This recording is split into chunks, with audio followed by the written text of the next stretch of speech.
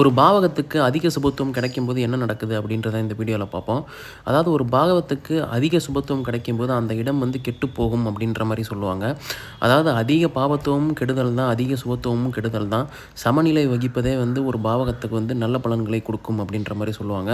இந்த உதாரணம் பாருங்க. இது வந்து உங்களுக்கு மேஷ லக்னமா இருந்து, இங்கே வந்து குருவும் சந்திரனும் சேர்ந்து உங்களுக்கு குருச்சந்திர அமைப்பில இருந்தாலுமே, இந்த குருவும் சந்திரன் வந்து உங்களுக்கு பௌர்ணமியை நெருங்கிக் கொண்டிருக்க சந்திரன் அப்படின்றதுனால, இந்த இடத்துல அதிக சுபத்துவம் இருக்கிறதுனால 3வது பாவகம் அப்படின்னு சொல்லக்கூடிய தைரிய, வீரிய, விஜயஸ்தானம் வந்து கண்டிப்பா பாதிக்கப்படும். இந்த ஜாதகருக்கு வந்து அந்த அளவுக்கு தைரியம் இருக்காது அப்படின்ற மாரி ஒரு நிலைய குடுக்கும். அதே மாரி பார்த்தீங்கன்னா, 9வது இடம் சொல்லக்கூடிய இடத்துல குருவும், சுக்கிரனும் சேர்ந்து இருக்கிற இந்த இடத்துல அதிக நிலையான சுபத்துவம் இருக்கிறதுனால, 9வது ஸ்தானம் கண்டிப்பாக கெடும். அதாவது ஜாதகரின் தந்தை கெடுவார் அப்படின்ற மாரி சொல்லுவாங்க. இதுதான் வந்து அதிக சுபத்துவம் எப்படி ஒரு பாவகத்தை கெடுக்கும் அப்படின்றதுக்கான ஒரு சிறு உதாரணம்.